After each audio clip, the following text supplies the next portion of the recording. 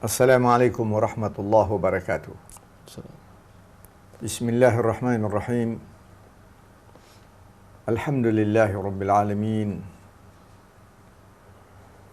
Thumma innal hamdalillah nahmaduhu wa nashkuruhu wa nasta'inuhu wa nastaghfiruh. Wa na'udzu billahi min shururi anfusina wa min sayyiati a'malina.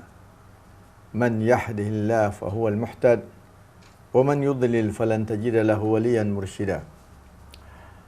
Ashhadu an la ilaha illallah wahdahu la syarika lah wa ashhadu anna Muhammadan abduhu wa rasuluh. Allahumma salli wa sallim wa barik ala nabiyyina Muhammad an-nabiyir rahmah wa ala alihi wa sahbihi wa sallama tasliman katsira. Allahumma salli wa sallim wa barik ala sayyidina Muhammadin nabiyil karim wa ala alihi wa ashabihi ajmain. Allahumma rabbi syrah li sadri wa yassir li amri wahlul 'uqdatam min lisani yafqahu qawli. Allahumma ij'alna minal ladzina amanu wa 'amilus shalihat wa tawasaw bil haqq wa tawasaw bis sabr. Para pendengar, para pemirsa radio dan TV Silaturahim yang dimuliakan Allah Subhanahu wa taala, dan para pendengar radio yang berada di jalan, mudah-mudahan Allah Subhanahu wa taala menghantarkan yang berada di jalan sampai ke tujuan bisahha wal afiyah, dan mudah-mudahan apa nanti yang akan kita bawakan hari ini insyaallah menjadi siraman rahmah bagi kita sekalian dan pengetahuan yang Allah Subhanahu wa taala jadikan sebagai bibit-bibit untuk menambah hidayah kita kepada Allah Subhanahu wa taala. Para pendengar sekalian yang dimuliakan Allah Subhanahu wa taala, ruh. Kalau kita membaca di dalam banyak kitab-kitab para mufassirin, roh ini adalah sesuatu yang sangat gaib. Gaib. Tapi kemampuan dan kekuatan roh ini bisa kita lihat. Tapi zat roh tersebut ini adalah satu kegaiban dari Allah Subhanahu wa taala, namun kekuatan dan kemampuannya kita bisa saksikan. Justru itu ketika Allah Subhanahu wa taala akan menciptakan manusia, di ayat ini dalam surat As-Sad, ayat ini Allah Subhanahu wa taala menggambarkan bahwa ketika Allah taala akan menciptakan manusia, itu ada dua unsur yang Allah taala ciptakan. Yang pertama, diciptakan badannya manusia dulu. Dan keturunannya juga diciptakan sedemikian rupa. Namun banyak para ahli-ahli tafsir, di antaranya Ibnu Tuwail, Ibnu Taimiyah, mereka berpendapat bahwa ruh telah diciptakan oleh Allah Subhanahu wa taala sebelum badan kita diciptakan oleh Allah Subhanahu wa taala. Justru itu ketika Allah Subhanahu wa taala akan menciptakan manusia yang pertama, di antaranya banyak Allah taala ceritakan di ayat ini ketika Allah taala menyatakan wa id qala rabbuka lil malaikati inni khaliqun basyaran min tin. Itu tahap pertama. Ketika Allah Subhanahu wa taala memproklamirkan kepada para malaikat bahwa sesungguhnya aku Allah akan menciptakan, dikatakan di situ basyar. Jadi memang nama lain daripada manusia itu dikatakan basyar. Ya Allah taala terkadang Allah taala menyatakan ya bani Adam, ya ayyuhal insan, ya ayyuhan nas, ya ma'syaral jinni wal ins. Nah, di ayat ini Allah Subhanahu wa taala memberikan nama yang lain kepada manusia, itu basyar. Idz qala rabbuka lil malaikati inni khaliqun basyaran min tin. Fa idza sawaituhu wa nafakhtu fihi, Allah taala nyatakan kalau aku Allah telah ciptakan, telah sempurnakan, dan kemudian Allah taala menyatakan wa nafakhtu fihi min ruhi, dan ketika telah ditiupkan ruh kepadanya, Allah taala perintahkan kepada para malaikatnya faqa'u lahu sajidin, maka bersujudlah kalian. Ayat ini saya ingin menggarisbawahi bahwa Allah Subhanahu wa taala ciptakan manusia itu ada dua unsur. Ada unsur badannya, ada unsur rohnya. Badannya ini yang badan fisik kita yang kita bisa lihat. Nah, ruh Akhir-akhir ini ada pernah buku yang ditulis bahwa ruh itu berbeda dengan nafs. Tapi sebenarnya tidak. Karena pendapat daripada Ibnul Tuwail, kemudian Ibnu Taimiyah, dan kemudian Imam Ghazali radhiyallahu anhu, mereka berpendapat ruh itu adalah nafs. Jadi ketika dia masuk ke dalam badan, dimasukkan Allah, ketika telah dihembuskan ke dalam badan, maka terkadang Allah Ta'ala memanggil dengan kalimat nafs. Yaitulah ruh. Jadi dalam bahasa Indonesia kita katakan jiwa. Dalam bahasa Inggris kadang-kadang dipergunakan kalimat spirit atau soul. Ya. Itu semuanya ungkapan yang berbeda-beda. Tapi zatnya sama. Itulah dia ruh. Kenapa saya katakan bahwa ruh ini adalah sesuatu yang gaib? Karena memang ruh ini sangat gaib. Kita hanya lihat kemampuan dan kekuatan daripada ruh ini. Dan pertanyaan ini pernah diajukan kepada Rasulullah SAW oleh kelompok Yahudi. Nah, kita ketahui bahwa kelompok Yahudi ini tidak mau mengakui kerasulan Nabi SAW karena datangnya bukan dari kelompok mereka, bukan dari Bani Israel. Karena kalau kita perhatikan ketika Ibrahim alaihissalam mempunyai anak Ismail dan Ishak, maka keturunan Ishak itu diceritakan oleh Allah dalam Al-Quran. Dari Ishak mendapat Yakub, kemudian Yakub mendapat Yunus, dan semua itu menjadi nabi. Nabi turun-temurun sampai kepada Musa, Isa alaihissalam, itu semua dari Bani Israel. Jadi ketika Rasul sallallahu alaihi wasallam diangkat oleh Allah Subhanahu wa taala menjadi rasul, mereka tahu tentang kebenaran Rasul sallallahu alaihi wasallam. Mereka tahu, dan mereka tahu tentang akhir zaman akan dikirimkan nabi yang terakhir sebagai penutup. Itu oleh Bani Israel mereka tahu, kelompok Yahudi mereka tahu. Tapi mereka tidak mau mengakui karena bukan datang dari kelompok Bani Israel. Jadi apa kata rahib-rahib mereka, pendeta-pendeta orang Yahudi? Tanyakan kepada Muhammad sallallahu alaihi wasallam. Mereka tidak mau mengatakan Rasulullah. Tanyakan kepada Muhammad tentang roh. Jadi mereka ingin ngetes kepada Rasulullah apa betul dia ini seorang nabi. Dan ada juga pertanyaan, tanyakan kepadanya tentang ceritanya Nabi Yusuf. Justru itu Allah Subhanahu wa taala mewahyukan kepada Rasul sallallahu alaihi wasallam tentang ceritanya Nabi Yusuf alaihissalam. Ya. Ketika mereka bertanya kepada Rasulullah tentang ruh, nah, para pendengar sekalian, para pemirsa yang dimuliakan Allah Subhanahu wa taala, ada pertanyaan-pertanyaan yang Rasul sallallahu alaihi wasallam langsung menjawab. Ada pertanyaan-pertanyaan yang Allah Subhanahu wa taala mengambil alih pertanyaan ini dan Allah mengirim Jibril untuk menjawab. Nah, perlu kita ketahui bahwa Jibril itu tidak terikat dengan waktu dan tempat. Ya, mempunyai kecepatan yang luar biasa. Di mana dalam Al-Quran Allah Ta'ala memberikan gambaran kecepatan perjalanannya malaikat dalam sehari itu sama dengan 50.000 tahun perjalanan manusia. Subhanallah. Jadi kalau saya hitung-hitung perbandingannya, berarti ketika manusia kedip mata, itu Jibril telah keliling dunia kira-kira 3 kali mungkin. Dengan kecepatannya yang luar biasa. Subhanallah. Nah, itu bisa dihitung. Kecepatan manusia sekarang, kalau dia naik pesawat, subhanallah, pesawat tempur aja, pesawat tempur itu mempunyai kecepatan lebih daripada pesawat civil air. Itu kalau pesawat tempur, itu subhanallah, dia bisa mencapai sampai 1.500, 1.700, bukan kilo, mile per jam. Kalau pesawat biasa itu kira-kira sekitar 800-900. 747 itu sekitar 800-900 dia bisa tempuh. Nah, itu kecepatan yang manusia bisa lakukan sekarang. Kita bagi itu dalam kalikan dalam 24 jam, kemudian kita bagi, kemudian kita bandingkan dengan perjalanan malaikat jadi perjalanan malaikat dalam sehari itu sama dengan perjalanan kita 50.000 tahun. Saya coba iseng hitung-hitung di rumah, itu ketika kita berkedip mata, Jibril dia telah keliling dunia kira-kira 3 kali, hanya kedip mata, subhanallah. Nah, jadi balik lagi, Allah Subhanahu wa taala di dalam pertanyaan-pertanyaan yang diajukan kepada Rasul sallallahu alaihi wasallam, Ada yang Rasulullah Sallallahu Alaihi Wasallam menjawab langsung, dan tentunya ini dengan hidayah dari Allah Subhanahu wa Ta'ala, dengan wahyu dari Allah Subhanahu wa Ta'ala. Ada pertanyaan yang diambil alih oleh Jibril, oleh Allah Subhanahu wa Ta'ala mengirim Jibril. Contohnya ketika ada yang bertanya kepada Rasul Sallallahu Alaihi Wasallam tentang masalah sedekah.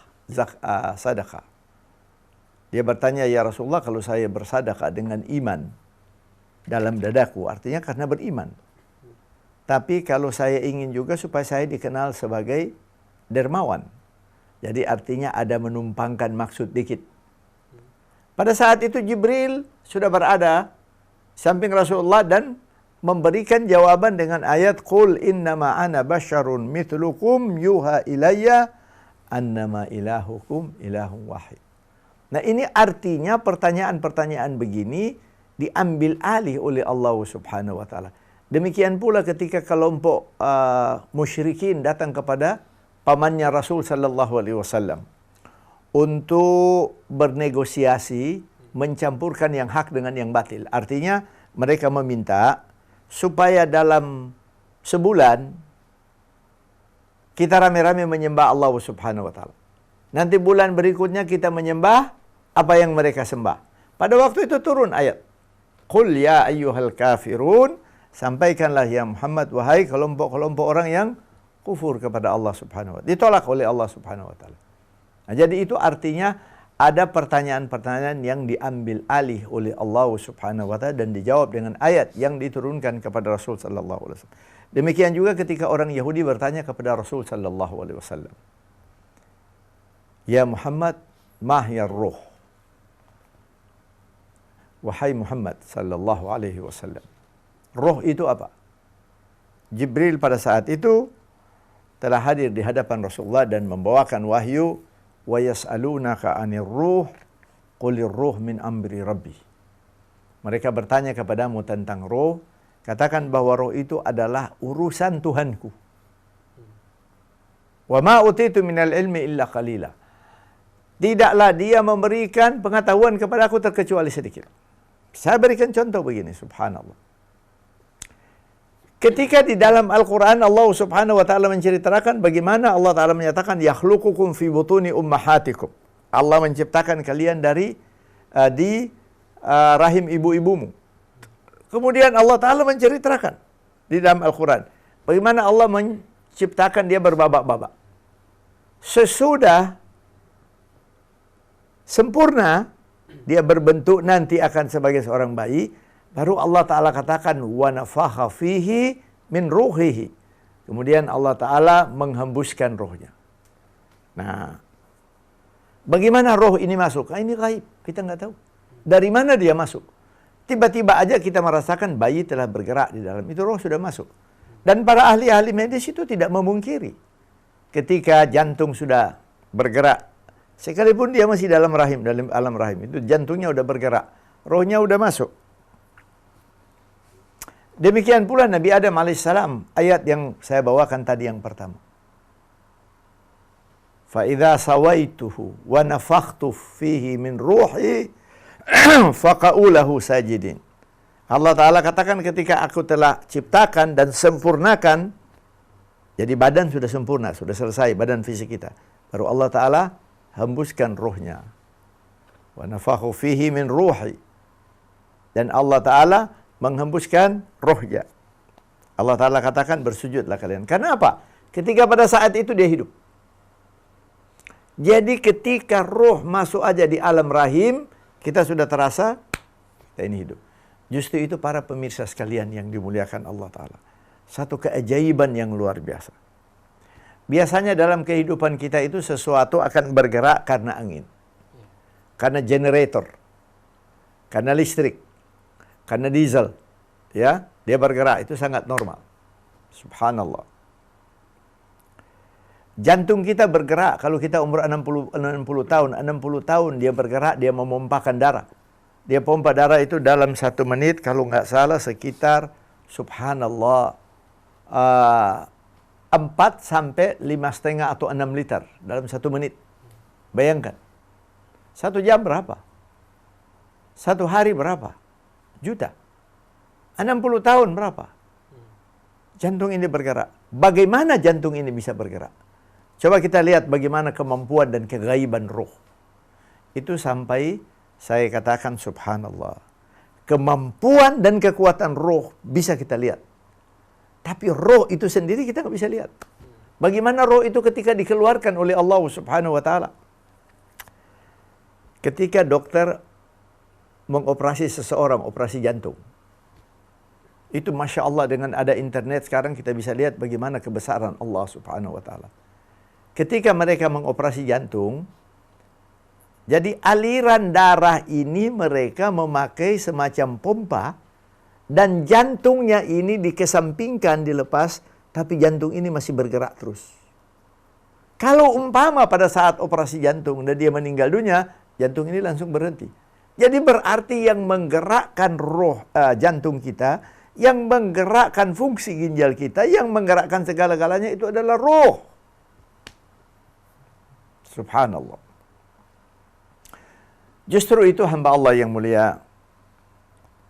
Sesungguhnya kekuatan roh ini jauh melampaui daripada kekuatan fisik kita yang nggak ada apa-apanya. Fisik kita kalau roh sudah terangkat nggak berfungsi.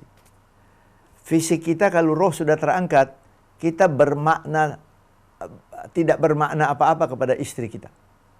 Malahan istri kita menyuruh kita cepat-cepat dikuburkan. Kalau umpama disimpan 1 minggu, apa yang terjadi dengan jasad kita? Subhanallah. Jangankan 1 minggu, 3 hari aja. Ya, umpama ada seorang istri yang sangat sayang kepada suaminya, dia katakan, aduh saya masih cinta kepada suami saya, masih sayang. Tolong dibiarin 3 hari, sini baru dikuburkan. Apa yang terjadi? Satu kampung bakal protes. Jadi fisik kita ini, dia bisa bertahan, dia bisa berfungsi, ketika Allah subhanahu wa ta'ala menetapkan roh di dalam badannya. Nah, sekarang hamba Allah yang mulia, kita hubungkan dengan perintah-perintah Allah subhanahu wa ta'ala dalam Al-Quran. Berarti kita sudah tahu, kita yakin roh itu datangnya dari Allah subhanahu wa ta'ala. Justru itu di dalam ayat yang lain. Allah subhanahu wa ta'ala berfirman, ini Masya Allah.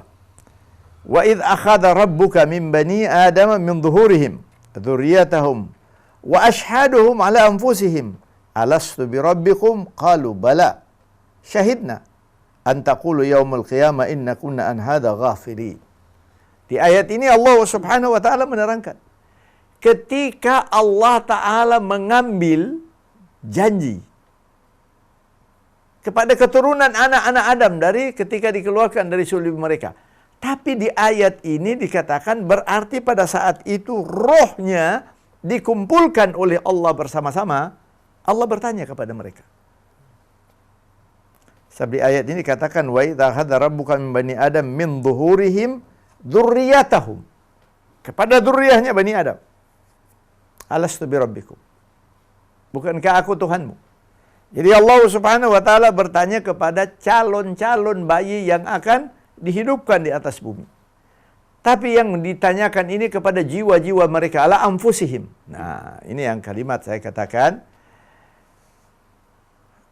Ibnu Tuail, Ibnu Taimiyah, dan Imam Ghazali mengatakan roh dan nafs itu sama. Tidak ada bedanya. Jadi kalau dia sudah masuk ke dalam tubuh, diistilahkan dengan kalimat nafs atau roh. Jadi di ayat ini Allah subhanahu wa ta'ala menyatakan ketika Allah ta'ala mengambil janji kepada keturunan Bani Adam, kepada jiwa-jiwa mereka. Kepada jiwa-jiwa mereka.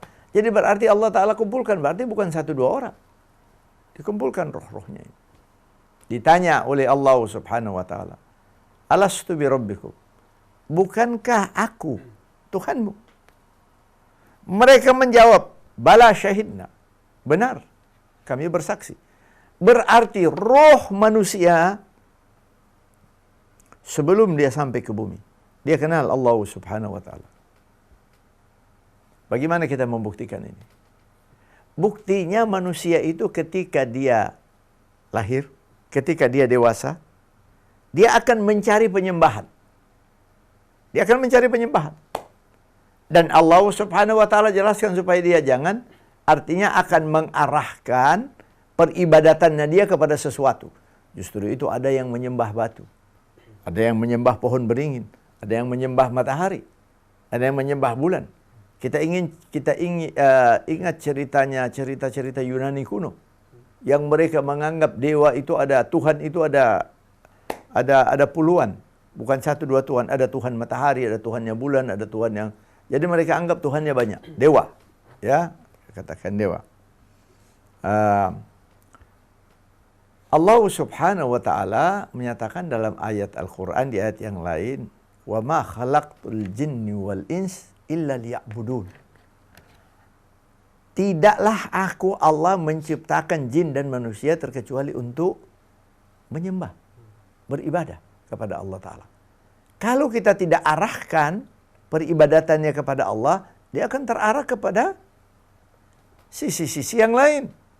Dia mungkin akan menyembah pohon, dia akan menyembah matahari, dia akan menyembah dukun, dan yang lain-lain. Jadi hamba Allah yang mulia. Kita balik lagi tentang masalah roh. Masya Allah.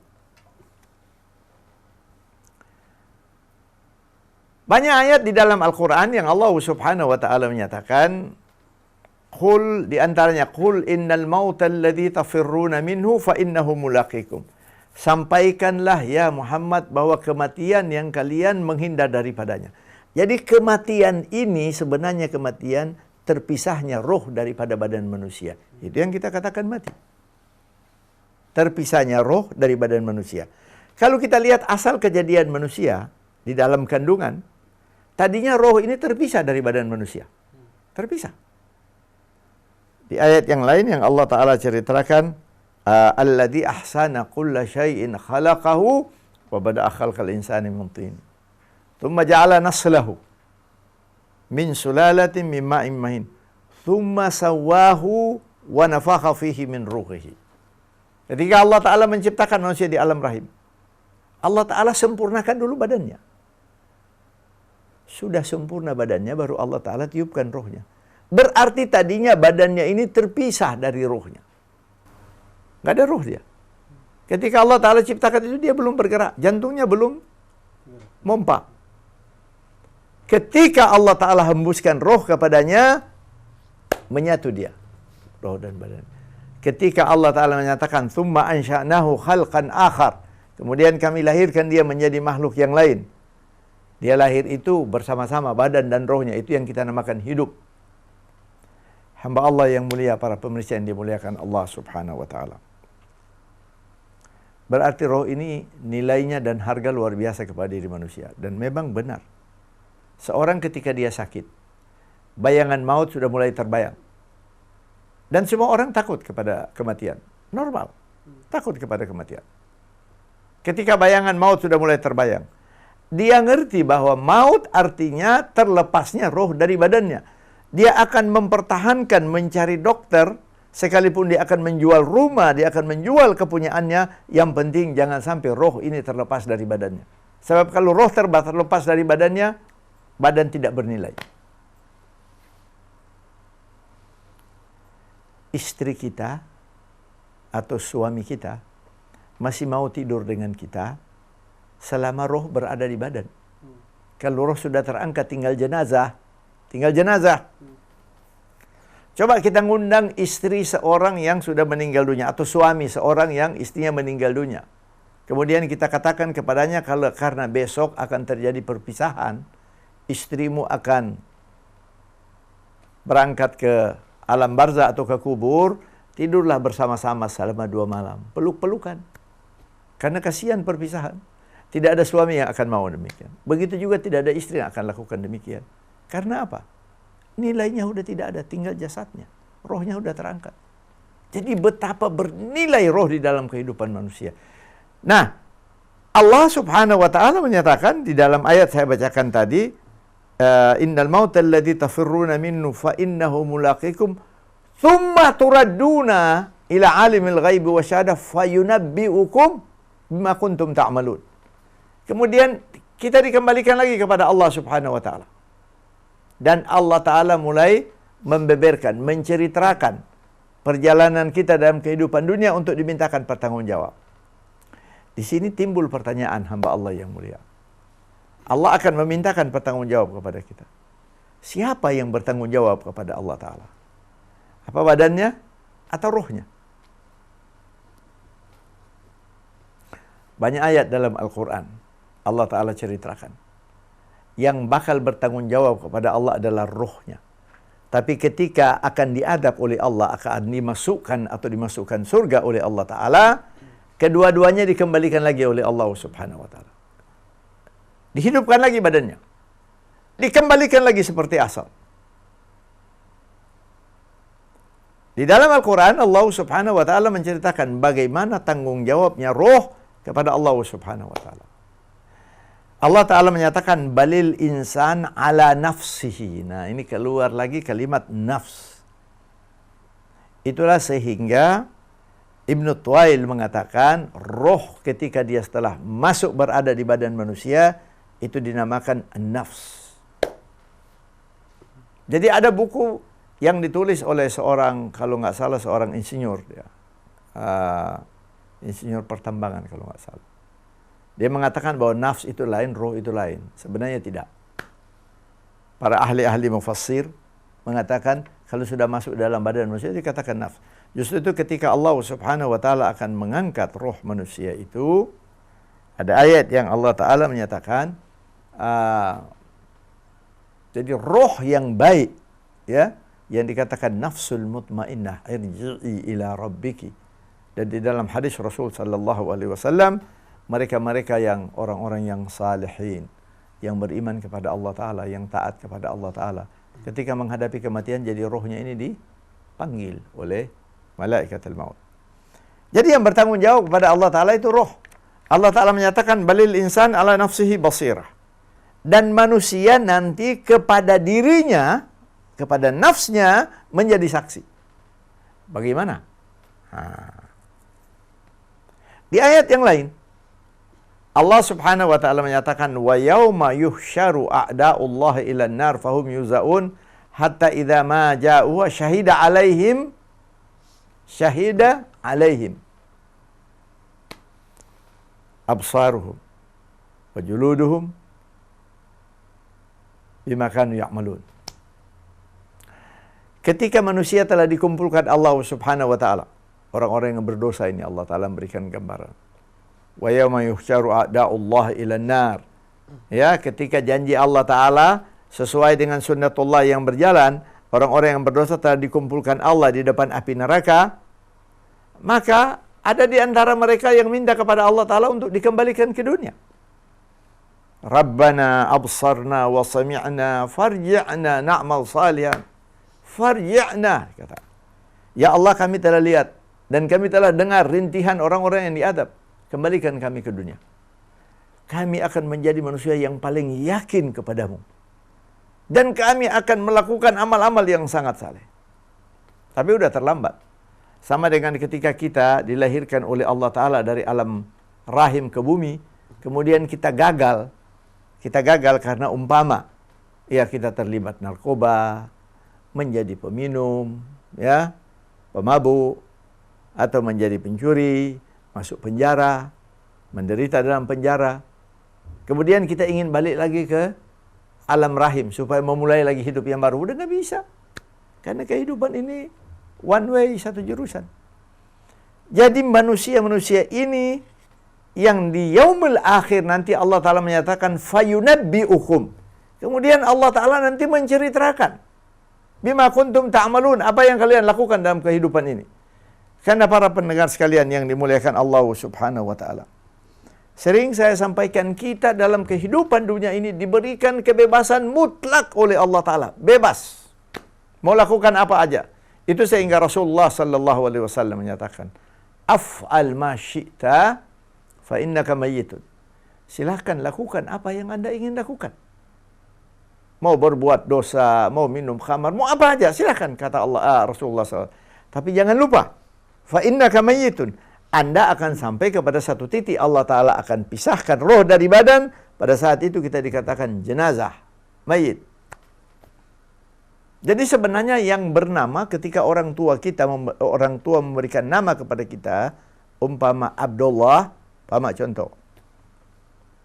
Sebenarnya yang bernama Abdullah ini rohnya. Justru itu di yaumul akhir akan dipanggil sesuai dengan namanya. Mana ada yang meninggal kemudian kita katakan, Abdullah kapan akan dikuburkan? Biasanya kita bertanya, jenazahnya kapan akan dikuburkan? Ya berarti yang bernama ini rohnya. Kita nggak pernah mengatakan, Abdullah kapan akan dikuburkan? Kita katakan, jenazahnya kapan akan dikuburkan? Jadi bertanggung jawab kepada Allah Ta'ala, roh. Allah Ta'ala menyatakan, balil insan ala nafsihi basira. Tiap-tiap manusia nanti kepada rohnya menjadi saksi. Di ayat tadi, Allah Ta'ala menyatakan, ketika Allah Ta'ala kumpulkan mereka di depan api neraka, mereka akan mencari jalan. Kemudian syahida alaihim sam'uhum wa absaruhum wa juluduhum bima kanu ya'malun. Kemudian semua anggota badan mereka itu menjadi saksi. Nah, dan itu ada terjadi dialog antara roh dan badan. Lima syahidtum alaina. Roh bertanya kepada badan. Ini Masya Allah sangat menarik. Allah Ta'ala terangkan dalam Al-Quran. Roh bertanya kepada badan, kenapa ente ini kok jadi saksi? Kita kan dulu sama-sama di dalam kehidupan dunia sama-sama. Minum khamar, kita nikmati sama-sama.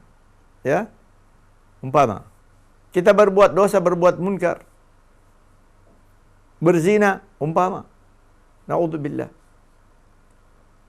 Dua-duanya menikmati. Sekalipun fitrah daripada roh ini memungkiri ketika dia melakukan satu dosa. Dijawab oleh roh kepada badan. Lima syahidtum alaina.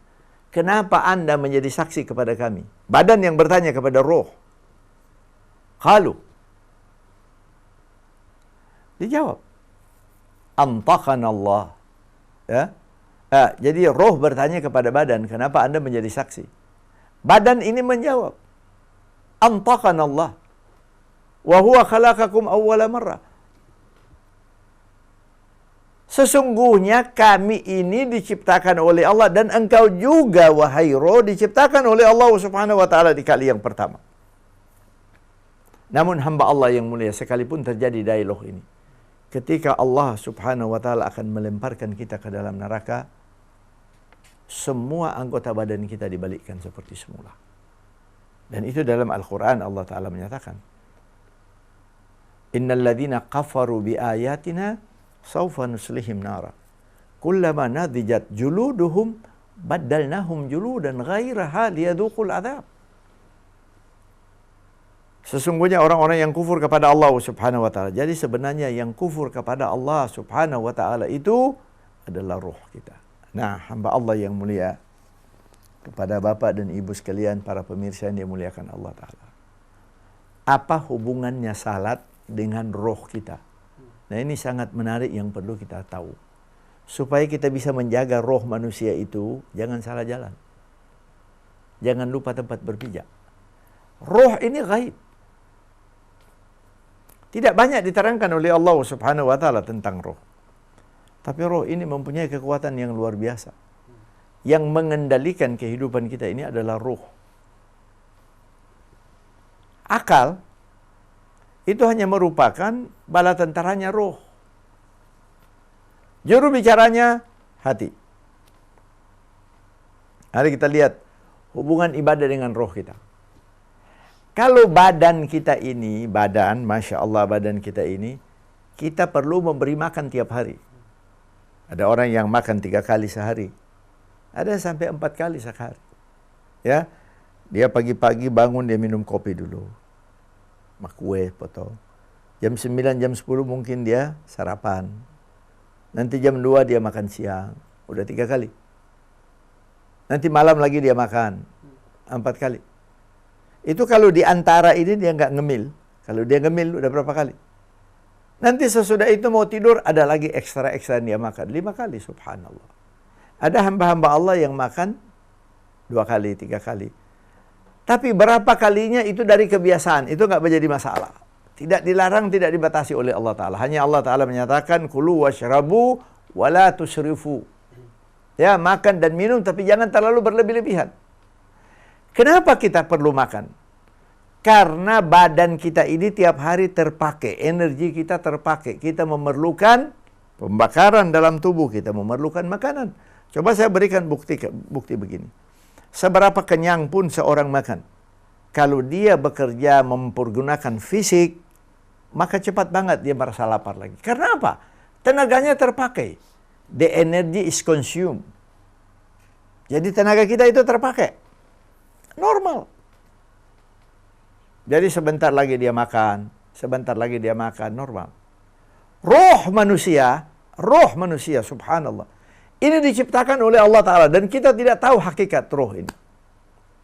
Karena Allah Subhanahu wa Ta'ala yang menciptakan roh manusia, hanya Dia satu-satunya zat yang mengetahui bagaimana untuk memelihara roh manusia.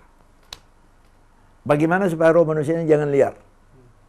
Bagaimana supaya roh manusia ini tidak kena adab di yaumil akhir. Kita lihat yang simpel aja, Masya Allah. Ketika Allah Subhanahu wa Ta'ala ciptakan, Allah Ta'ala wajibkan kepada kita untuk kita salat 5 waktu sehari. 5 waktu. Allah Ta'ala menyatakan di dalam Al-Quran, wa aqimis salah li dzikri. Dan banyak ayat-ayat yang lain Allah Ta'ala perintahkan dalam Al-Quran. Inna salah kanat alal mu'minin kitaban mawquta. Salat kepada orang-orang yang beriman kepada Allah sudah ditentukan oleh Allah dengan waktu-waktu yang ditentukan. Kalau kita bertanya, kenapa subuh ketika kita lagi leluasa, lagi enak 2 rakaat? Kenapa zuhur pada waktu kita sibuk-sibuknya di kerjaan 4 rakaat? Kenapa asar? Waktu sibuk-sibuknya, top-topnya kita kerja sudah capek. Sudah ready mau pulang, kita harus salat 4 rakaat. Kenapa maghrib 3 rakaat? Kenapa isya, kita sudah mau tidur, waktu banyak, leluasa, kenapa 4 rakaat? Kalau itu saya nggak bisa jawab. Itu adalah hak Allah Subhanahu wa Ta'ala menentukan. Tapi sebagai manusia yang diberikan akal oleh Allah Subhanahu wa Ta'ala, coba kita renungkan sejenak. 5 kali Allah Subhanahu wa Ta'ala menyuruh kepada kita untuk berhubungan dengannya. Sebab Allah Ta'ala menyatakan, fa'aqimis salah li dzikri.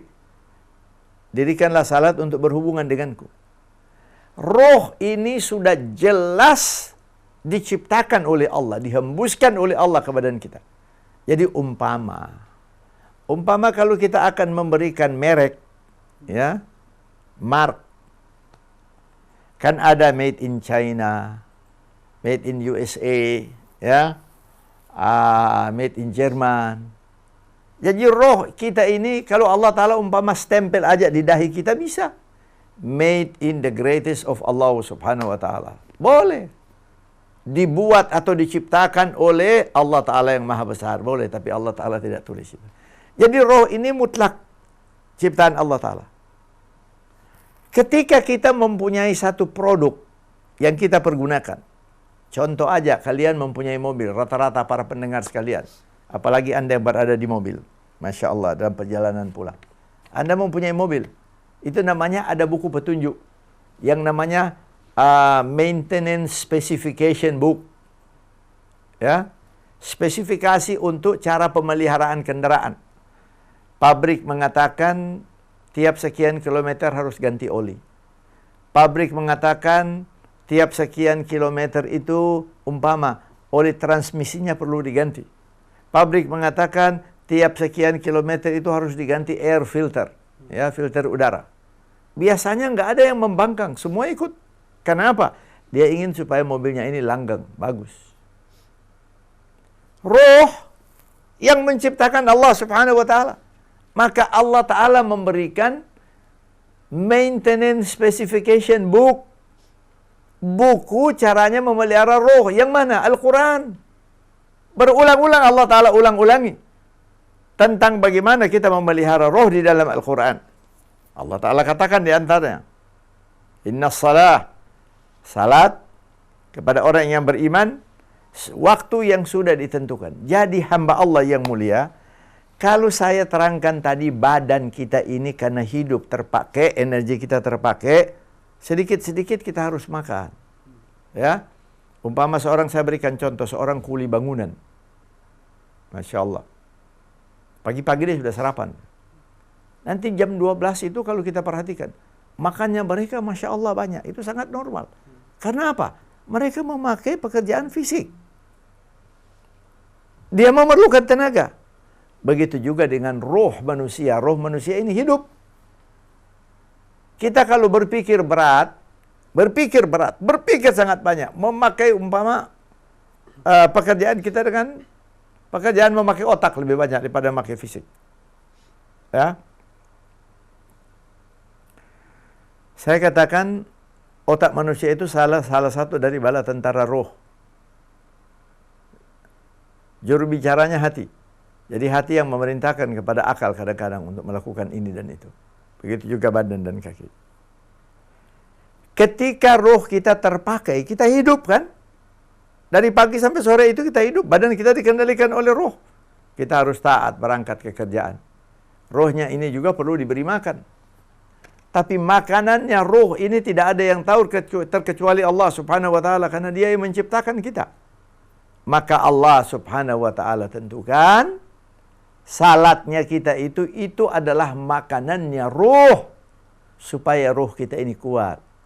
Roh kita ini tetap mempunyai energi. Justru itu hamba Allah yang mulia. Kita bisa buktikan masalah ini. Seorang yang berpendidikan tinggi. Kaya raya. Ketika dia menghadapi satu benturan problem. Ada yang mengambil jalan pintas. Dia lompat dari atas gedung. Ingin menghabiskan hidupnya. Karena apa? Jiwanya atau rohnya seakan-akan menemui jalan buntu untuk mencari jalan keluar. Justru itu Allah subhanahu wa ta'ala mengancam orang-orang yang membunuh diri. Kita muslimin kalau kita tahu seorang itu bunuh diri, sekalipun dia muslim, kita nggak perlu salatkan kepadanya. Diancam oleh Allah ta'ala, orang yang bunuh diri. Tapi orang yang rohnya ini kuat, begitu dia menghadapi masalah, dia kembalikan kepada Allah ta'ala. Itulah sehingga Allah subhanahu wa ta'ala menyatakan, fa'aqimis salah lidzikri. Jadi berarti roh kalau dia banyak berhubungan dengan Allah subhanahu wa ta'ala, rohnya atau jiwanya sangat kuat. Saya berikan contoh gini. Kalau sedikit-sedikit mobil kita bawa ke agen pembuatnya.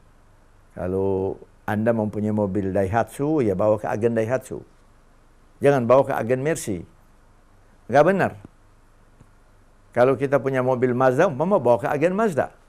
Begitu juga roh kita ini, kalau kita, dan biasanya mobil kalau dia bolak-balik ke agennya itu, terpelihara baik. Baru sedikit sebelum rusak itu udah lihat, wah ini sudah goyang, ini perlu diganti ini. Masya Allah. Begitu juga roh kita. Allah Ta'ala menyatakan, wa aqimis salah li dzikri. Dirikanlah salat untuk berhubungan denganku. Jadi sebenarnya salat itu adalah bagian daripada makanan untuk roh. Nah, kenapa 5 kali? Subuh, Zuhur, Asar. Saya berikan perbandingan begini. Kita kan kalau pagi-pagi sebelum berangkat kerja, kita makan dikit. Sekalipun cuma minum kopi sama roti. Karena kita memerlukan energi. Seorang itu kalau dia lapar, lemas, dia nggak bisa kerja. Sampai di tempat kerjaan, siang dia makan. Subhanallah. Begitu juga sore dia makan. Karena dia memerlukan. Umpama, dia mengambil jalan pintas. Dia mengatakan, ini makan memakan waktu, satu. Makan, untuk makan aja, waktu terpakai. Dan kadang-kadang dia harus cari makan. Lebih baik saya nggak makan aja dari pagi. Nanti pulang malam baru dia makan sekaligus. Ini akan penyakit. Nggak bakal sehat badan.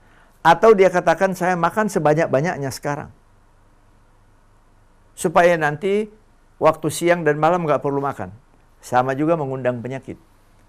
Justru itu hamba Allah yang mulia, ketika Allah Ta'ala menyatakan kitaban mauquta, Allah Ta'ala sudah tentukan saat-saat yang tepat untuk memberi makanan kepada roh kita berhubungan dengan Allah Ta'ala. Umpama, saya berikan contoh umpama begini. Ada orang mengambil jalan pintas. Udah, anak salat subuh aja. Zuhur asar nggak usah salat, nanti aja di rumah sekaligus. Mau maghrib. Sampai di rumah umpama. Dia mengatakan, ya, niat mau salat duhur, asar, maghrib, musalli salat duhur, asar, maghrib, ya, gabungan, Allahu Akbar. Nggak ada manfaat. Tidak ada manfaat. Sama dengan makanan tadi. Kemudian kenapa ketika kita sudah makan kadang-kadang kita minum vitamin, ya? Kita percaya ada vitamin yang bagus untuk tubuh, itu bagus. Untuk menambah zat-zat dalam tubuh supaya tubuh ini kuat. Sangat bagus, Masya Allah. Begitu juga dengan jiwa kita, hamba Allah yang mulia. Kenapa kita disuruh salat malam? Untuk menambah vitamin dalam kehidupan roh. Kenapa kita disuruh berzikir kepada Allah Ta'ala? Untuk menambah hubungan kita kepada Allah Subhanahu Wa Ta'ala lebih baik. Sebab seorang ketika dia berzikir kepada Allah, dia membuka jalur khusus kepada Allah Subhanahu Wa Ta'ala. Hamba Allah yang mulia, para pendengar yang dimuliakan Allah Subhanahu Wa Ta'ala.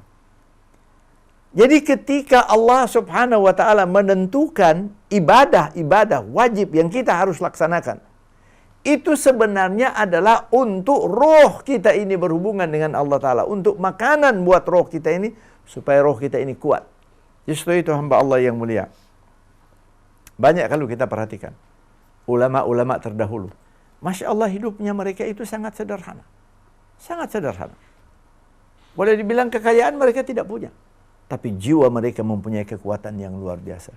Manusia-manusia yang mempunyai problem dalam kehidupan mereka mendatangi kepada mereka. Justru itu sampai sekarang juga begitu. Kadang-kadang orang dalam problem, dia mencari seorang alim, dia mencari seorang ustadz, ya, dia mencari para ulama. Dia nggak bakal cari yang lain-lain. Tapi ada yang salah jalan, dia mencari dukun. Subhanallah. Jadi peranan roh dalam kehidupan manusia luar biasa, luar biasa. Peranan roh dalam kehidupan manusia luar biasa. Itulah sehingga hamba Allah yang mulia, kalau umpama kita apa yang sudah diperintahkan Allah Subhanahu Wa Ta'ala di dalam Al-Quran, karena Al-Quran ini di samping, ya kita tahu Al-Quran ini kitab suci, Masya Allah, betul. Tapi Allah Ta'ala menyatakan apa Al-Quran? Hudan linnas, wa bayyinati minal huda wal furqan. Di permulaan dari Al-Quran, Allah Subhanahu Wa Ta'ala menyatakan Alif Lam Mim, dzalikal kitabu la raiba fihi hudan lil muttaqin. Petunjuk ini kepada siapa? Bukan kepada fisik kita, petunjuk kepada roh kita, kepada jiwa kita. Itu petunjuk yang Allah Ta'ala berikan. Supaya kita ini rohnya tidak liar, jiwa kita ini tidak liar. Hudan lil muttaqin, tapi mereka itu yang meyakini iman mereka kepada Allah, yang taat kepada Allah Subhanahu Wa Ta'ala. Para pendengar sekalian yang dimuliakan Allah Subhanahu Wa Ta'ala. Saya teringat ada beberapa kecelakaan pesawat. Biasanya kalau pesawat ini maintenance-nya itu sangat ketat, luar biasa. Karena pesawat ini kita kan tahu pesawat ini dia jalan di udara, Masya Allah. Kalau ada apa-apa dia nggak bisa parkir di pinggir jalan. Ya dia jatuh sama-sama dengan penumpangnya, dengan pilotnya, semua bakal kayak yang kita perhatikan. Subhanallah, yang celaka berangkat dari Indonesia menuju ke Malaysia kemudian hilang di tengah jalan. Ada serpihan-serpihannya diketemukan di laut. Ada juga dulu yang, ya Allah, pesawat apa itu yang berangkat ke Manado tapi nggak pernah sampai di Manado. Hilang di Selat Makassar. Nah, saya teringat ada beberapa peristiwa kecelakaan pesawat itu sesudah diselidiki, ternyata maintenance-nya tidak benar. Nah, karena jadi begini, saya terangkan dikit begini, pesawat itu maintenance-nya itu tidak menunggu nanti ada alat yang rusak baru diganti, tidak. Dia itu ada jam terbang sekian, kalau dia sudah sampai ke jam terbang, umpama ada alat tertentu yang 1000 jam terbang harus diganti, contoh. Berarti alat ini masih bagus, sekalipun nampaknya masih bagus, tetap harus diganti kalau dia sudah mencapai 1000 jam terbang. Beberapa kecelakaan pesawat karena maintenance-nya itu tidak benar, artinya mereka negligence dalam maintenance, artinya lalai, dalam maintenance itu lalai. Roh kita juga itu perlu maintenance. Kita perlu pelihara roh kita ini.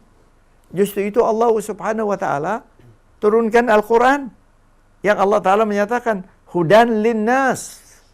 Ketika Allah Ta'ala menyatakan an-nas, ini artinya sama, manusia yang masih hidup. Kalau manusia sudah mati, udah nggak guna. Manusia yang masih hidup, artinya badannya dan rohnya, ini petunjuk Al-Quran. Jadi Al-Quran ini juga sebagai maintenance guide kepada manusia. Jalan hidup, bagaimana pemeliharaan kehidupan kita supaya baik.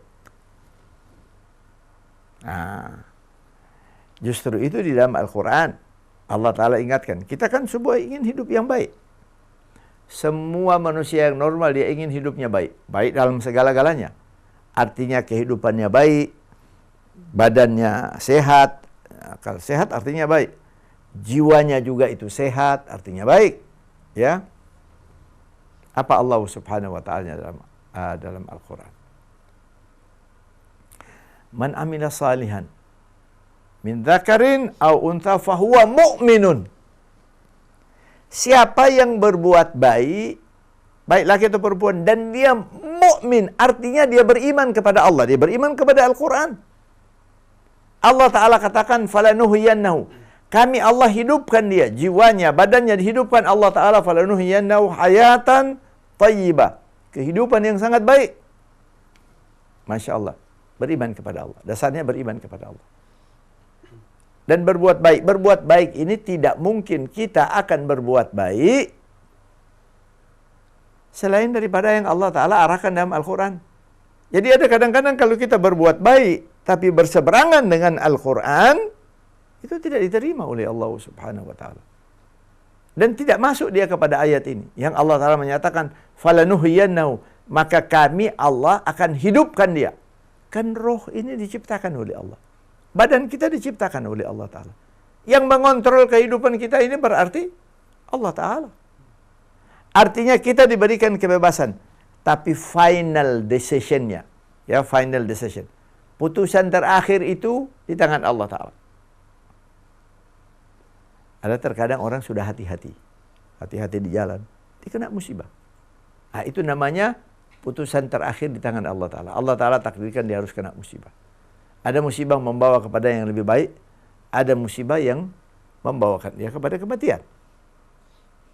Jadi Allah Subhanahu wa Ta'ala menyatakan, faktor yang pertama kita beriman yang benar kepada Allah Subhanahu wa Ta'ala. Karena yang menciptakan roh kita, yang menciptakan badan kita Allah Ta'ala.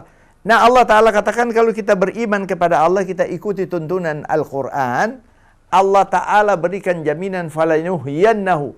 Rohnya dia itu dihidupkan oleh Allah Subhanahu wa Ta'ala dengan cara yang sangat baik. Hamba Allah yang mulia, mari kita balik lagi kepada masalah roh dan hati. Setidak-tidaknya kita sudah sedikit mengerti tentang roh. Roh ini kita nggak bisa lihat. Roh ini ada juru bicaranya. Hati. Jadi terkadang kalau kita mengatakan, ada orang, aduh jiwanya resah. Ya, aduh saya ini tidak tenang. Aduh kok akhir-akhir ini jiwa saya ini kayak nggak tenang. Normal itu dalam kehidupan banyak. Kalau umpama kita balik ke medis, umpama. Kalau kita ke dokter psikiatris, dokter jiwa, itu biasanya dokter jiwa hanya memberikan obat penenang. Obat penenang ini lebih banyak adalah obat untuk menormalkan kembali chemical system yang ada dalam otak, sehingga dia rasa tenang, rasa enak. Apa Allah Ta'ala nyatakan dalam Al-Quran? Ala bidzikrillah tatma'innal qulub. Ya ayyuhalladzina amanu adhkurullaha dzikran katsira wasabbihuhu bukratan wa asila. Ala bidzikrillah tatma'innal qulub. Banyak ayat yang Allah Subhanahu wa Ta'ala menyatakan, wahai orang-orang yang beriman, bukankah dengan berhubungan dengan Allah Subhanahu wa Ta'ala, dengan berzikir kepada Allah, jiwamu itu akan tenang. Tatma'innal qulub. Qulub itu hati. Karena hati ini juru bicaranya roh. Hati juru bicaranya roh. Seorang kalau dia berbuat dosa, yang dicatat itu dosa adalah rohnya yang bakal bertanggung jawab. Kalau dia berbuat baik juga kepada Allah Ta'ala, rohnya bertanggung jawab. Di mana masuknya ini? Catatannya ini. Rasul Sallallahu Alaihi Wasallam menyatakan dalam hati. Kata Rasul sallallahu alaihi wasallam, "Laisal iman bitamanni, walakin ma waqara fil qalb wa saddaqahul amal." Iman itu bukan hanya sekedar kita memikirkan, membayangkan kita sudah beriman. Tapi Rasul sallallahu alaihi wasallam menyatakan apa yang bersemayam dalam hatinya, di dalam rohnya. Wa saddaqahul amal. Kemudian badannya membuktikan dengan perbuatan-perbuatan yang baik. Dia salat, dia berzikir kepada Allah Ta'ala, dia ngaji, ya, dia taat perintah Allah Ta'ala. Wa saddaqahul amal. Jadi berarti hamba Allah yang mulia berarti iman itu, yang beriman kepada Allah Ta'ala itu roh kita. Dia mengambil tempat dalam hati. Karena hati ini juru bicaranya roh. Seorang itu kalau dia resah, yang resah duluan itu hati. Otak akan terganggu. Seorang kalau dia rasa bahagia, yang bahagia itu hati. Jiwanya akan tenang. Masya Allah. Nah, kalau biasanya kita ke dokter jiwa, dokter akan kasih obat yang kita kenal dengan obat penenang. Sebenarnya obat penenang ini lebih banyak untuk dia menetralisir kembali chemical system di dalam otak. Jadi dalam otak manusia itu ada diistilahkan dengan kalimat chemical system. Ya, caranya itu otak manusia bekerja itu Masya Allah, luar biasa. Tapi hanya bentuk sementara ketika dia diberikan obat. Hanya bentuk sementara. Justru itu hamba Allah yang mulia, saya ingat dulu ketika saya masih sekolah di Amerika, kebetulan teman sekamar saya itu seorang yang lagi mengambil psikiatris, orang laki-laki dari Pakistan, Masya Allah. Jadi sering saya banyak bertanya kepadanya tentang, nah di Amerika itu orang kalau ambil psikiatris itu psikiater, dokter jiwa. Dokter jiwa. Saya bertanya-tanya, dan orangnya Masya Allah, di dalam agama luar biasa. Justru itu saya senang kepadanya sehingga saya jadikan roommate. Jadi kita tinggal sama-sama. Karena waktu itu uang masih belum cukup. Jadi kita harus patungan untuk sewa tempat. Kebetulan saya dapat teman ini, Masya Allah. Jadi saya pernah tanya kepadanya. Saya bilang, dokter jiwa ini apa memang ada? Dia senyum, dia ketawa. Dia katakan, kalau Anda ingin tanya dokter jiwa yang sesungguhnya itu Allah Subhanahu wa Ta'ala. Ente kalau mau cari obat tentang kejiwaan manusia dalam Al-Quran. Jadi saya tanya, lalu kenapa Anda sekolah psikiatris? Dia bilang, well, saya sekolah psikiatris ini untuk kehidupan saya. Sebenarnya psikiatris ini hanya mempelajari